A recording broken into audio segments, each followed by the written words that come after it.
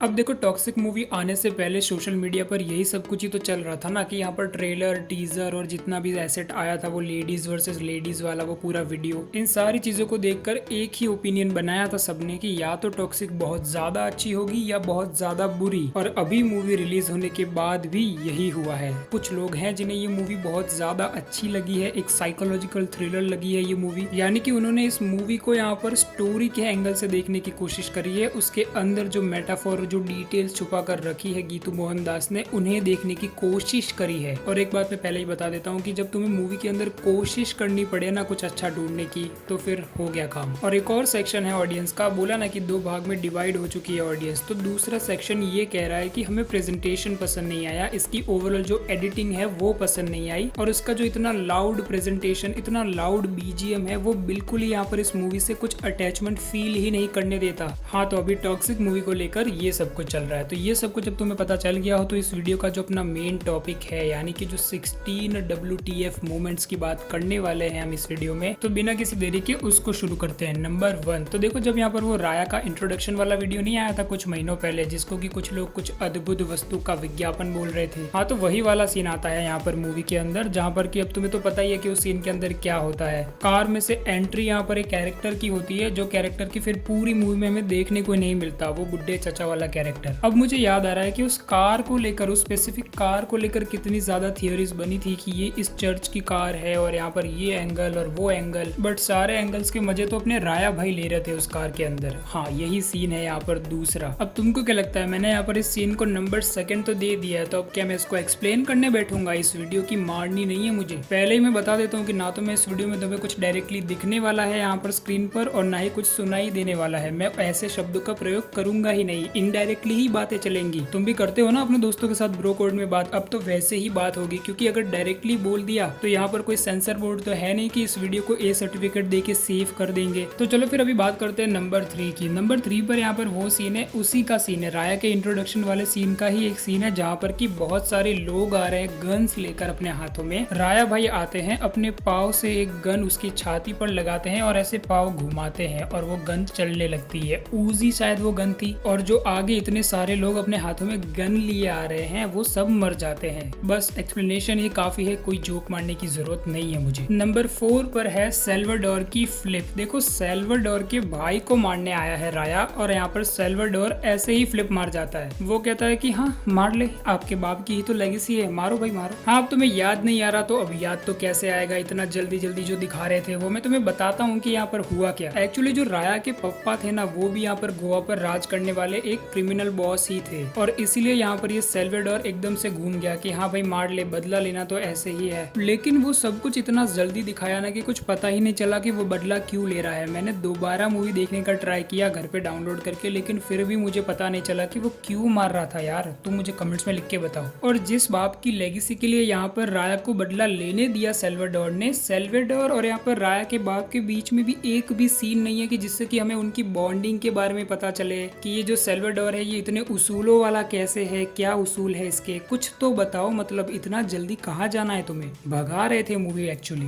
अब नंबर 5 पर यहाँ पर रेबेका के कैरेक्टर का एक सीन है, और ये रेबेका यहाँ पर सेल्वाडोर की बेटी है, और इसको प्ले किया है तारा सुतारिया ने, उन्होंने ही किया ना। अब इस कैरेक्टर को ये लोग कैसे सेटअप करेंगे, क्योंकि एकदम से तो पलंग के ऊपर नहीं दिखा सकते ना, तो इसको सेटअप करने के लिए यहाँ पर इन्होंने इसे दिए है पूरे 2 सीन, और वो भी जिन सीन्स में की हर 2-3 सेकेंड में एक कट है। वो आती है, राया उसे देखता है, बार में वो दारू पीती है, बाहर जाती है, गाड़ी के बाहर से कुछ हरकत करती है और फिर चली जाती है। ये है सेटअप तारा सुतारिया के कैरेक्टर का। और अब नंबर 6 पर भी मैं इसी कैरेक्टर के एक सीन की बात करना चाहूंगा। तो देखो यहाँ पर बार में वो आती जाती रहती है ना, तो उसको यहाँ पर राया पसंद आ जाता है, उसका स्टाइल पसंद आ जाता है, तो वो उसके पास जाके लाइटर मांगती है, और राया क्या करता है, लाइटर बाहर फेंक देता है यहाँ पर बालकनी से। और फिर यहाँ पर आता है the most favourite scene of Aavesham. But फर्क सिर्फ इतना है कि वहां पर ब्रो कोड चल रहा था और यहाँ पर कुछ और ही चल रहा है, एंड जो कि टोटली फाइन। ये सीन मुझे इतना भी बुरा नहीं लगा, क्योंकि उस टाइम पे मैं आवेशम दिमाग में आ गई थी ना, तो थोड़ा मूड अच्छा हो गया था मेरा। अब नंबर 7 पर जो सीन है वो जेन्युइनली मुझे काफी अच्छा लगा था। वो पूरा सर्कस के ऊपर जो अटैक होता है ना, वो जोकर्स का मास्क लगा के आते हैं यहाँ पर वो लोग, वो सीन जेन्युइनली, उस सीन में जो एक्शन था ना वो अच्छा था, सही में अच्छा था। I don't know the camera angles how that works, but यहाँ पर मुझे उस सीन के अंदर जिस तरीके से यश को जो स्टाइलिश और एकदम कोरियोग्राफ कोरियोग्राफ्ड एक्शन करते हुए दिखाया था ना कि कोई मास मसाला जैसा एक्शन, वहां पर यश इतने ज्यादा कमाल के लग रहे थे उस लुक में। रेड सूट पहना था शायद उन्होंने, और यहाँ पर वो लंबी दाढ़ी, मतलब यार मजा। देखो यहाँ पर मास मूवीज के अंदर जो मास सीन्स होते हैं ना, उनसे कोई प्रॉब्लम नहीं है, लेकिन एक प्रॉपर बिल्डअप के साथ, जैसे केजीएफ के अंदर दिखाया, अगर वैसे दिखाओगे ना तुम एलिवेशन, तो मजा भी आएगा। अब नंबर 8 पर है कि यहाँ पर वो पूरे सर्कस में एक्शन सीन होने के बाद, वहां पर अटैक होने के बाद, यहाँ पर कियारा अडवाणी का जो कैरेक्टर है नाडिया, वो यहाँ पर उस सर्कस का मेन फेस होती है ना, तो इसी वजह से राया का शक उस पे जाता है और वो उससे इंटरोगेशन करता है। और जैसे जैसे डायलॉग्स है उस इंटरोगेशन वाले सीन में, एक पॉइंट तक है ना ये ओवर द टॉप डायलॉग्स अच्छे लगते हैं, जहाँ पर कि केजीएफ में वो वायलेंस वायलेंस वायलेंस चल रहा था ना, मजा आ रहा था, कोई प्रॉब्लम नहीं थी। वहां पर अपना नायक और खलनायक, उनके बीच में ये डायलॉग बाजी चल रही होती है ना, तो सुनने में भी मजा आता है। लेकिन जब तुम इसको यहाँ पर एक वुमेन के पर्सपेक्टिव से दिखाने लगते हो, उसको मारते हो तुम ये डायलॉग, तो थोड़ा सा क्रिंज हो ही जाता है, तुम मानो या ना मानो।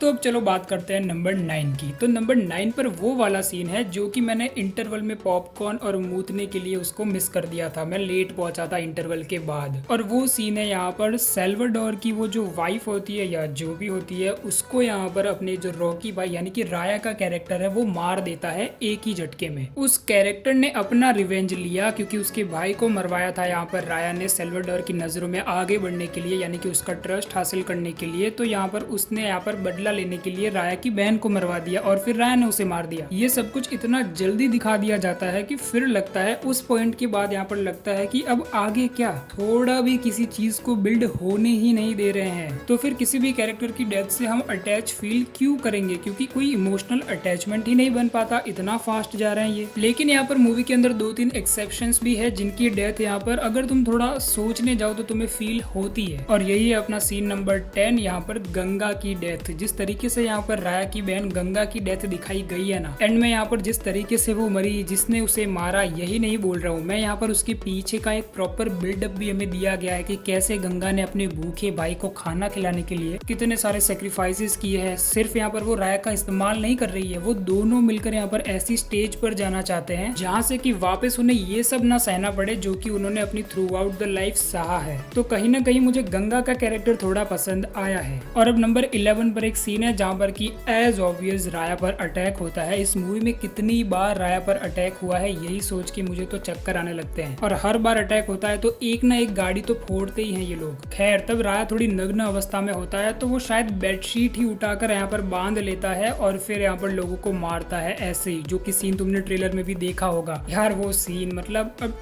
ठीक है क्या ही बात करें। अब आगे बढ़ते हैं। नंबर 12 पर जो सीन है ना, वो बस इस मूवी में है, उसका कोई स्पेसिफिक रीजन देने का इन्होंने सोचा ही नहीं, या फिर रीजन मुझसे ही मिस हो गया होगा क्योंकि इनको तो मैराथन में भगना है ना। आउट ऑफ नोवेयर एक सीन आता है जहाँ पर कि कुछ लेडीज यहाँ पर नन के कपड़ों में आती है, जहाँ पर कि राया यहाँ पर शायद किसी नाडिया से बात कर रहा होता है। तब वो लेडीज यहाँ आती है और पूरा फाइट सीन होता है। और इसके अंदर एक सीन है जहाँ पर कि गन दे देते हैं यहाँ पर अपने राया भाई उनके मुंह में, उन महिला के मुंह में। अब इससे ज्यादा मैं और कुछ नहीं बताऊंगा, वो सीन तुमने देख ही लिया होगा ना यहाँ पर जब वो लेडीज वर्सेस लेडीज वाला वीडियो रिलीज हुआ था प्रमोशनल मटेरियल के नाम पे। नंबर 13, अब जैसे गंगा की डेथ वाला सीन मुझे इमोशनली हिट किया ऐसे मैंने बताया ना, लेकिन अब यहाँ पर ऐसा यहाँ पर इस मूवी का स्क्रीन प्ले है कि इस मूवी का जो सबसे इम्पोर्टेंट कैरेक्टर है ना, यानी राया की लव इंटरेस्ट नाडिया, उसका डेथ सीन यहाँ पर मूवी की स्टार्टिंग में ही आ जाता है, इसलिए वो उतना हिट ही नहीं करता। मूवी की स्टार्टिंग में हमें दिखा दिया जाता है कि यहाँ पर नाडिया बिल्कुल एकदम साइकोपैथ बन चुकी है, मतलब एकदम पागल हो चुकी है क्योंकि राया उसको छोड़ के चला गया है। और फिर उसका सेटअप बाद में आता है मूवी में, और आधी मूवी तो तुम कंफ्यूज ही रहते हो कि नाडिया ने आत्महत्या की है या फिर यहाँ पर राया के किसी दुश्मन ने उसे इंटेंशनली मारा है। नंबर 14 पर यहाँ पर वो सीन है जो कि अगेन तुमने यहाँ पर ट्रेलर के अंदर देखा ही होगा, और शायद से वही यहाँ पर ट्रेलर का सबसे हाईलाइटेड सीन था। और हाँ तुमने सही गेस किया, मैं बात कर रहा हूँ उसी सीन की जिस सीन में कि यहाँ पर रुक्मिणी वसंत का जो कैरेक्टर इंटरवल के बाद आता है ना मूवी के अंदर, मेलिसा, उसके सामने अपने यश भाई यानी कि राया संपूर्ण नग्न अवस्था में खड़े होते हैं और फिर वो सिविलाइज्ड वाला डायलॉग मारते हैं, do I look civilised to you. अब नंबर 15 पर यहाँ पर जो सीन है ना, वो सीन है यहाँ पर टिकट का। अब आई नो कि यहाँ पर राय के दिमाग की ही उपज होता है टिकट, लेकिन फिर भी यहाँ पर टिकट का जो वो एंट्री सीन है ना, जहाँ पर कि वो एकदम चेंसुआ लेकर ब्रुटालिटी करता है, अब उस सीन में यहाँ पर फालतू के कट्स नहीं होते ना, तो वो भी मेरा एक फेवरेट सीन बन सकता था कि चलो कम से कम ब्रुटालिटी देख के तो थोड़ा कुछ इम्पैक्ट फील हुआ इस मूवी का। भले ही उस टाइम पर नहीं होता, क्योंकि उस टाइम पर लगता है कि ये क्या चल रहा है, विदाउट बिल्डअप कुछ भी चल रहा है, लेकिन बाद में जब ये रिवील होता, जो कि अपना नंबर 16 वाला सीन है, जहाँ पर कि ये रिवील होता है कि यहाँ पर ये जो टिकट है ना, वो पूरा यहाँ पर यश यानी कि राया के दिमाग का ही खेल है। तब उस सीन में यहाँ पर यश ने काफी अच्छे लेवल की एक्टिंग करी है, लेकिन यहाँ पर उस एक्टिंग का इम्पैक्ट कैसे फील होगा अगर मूवी की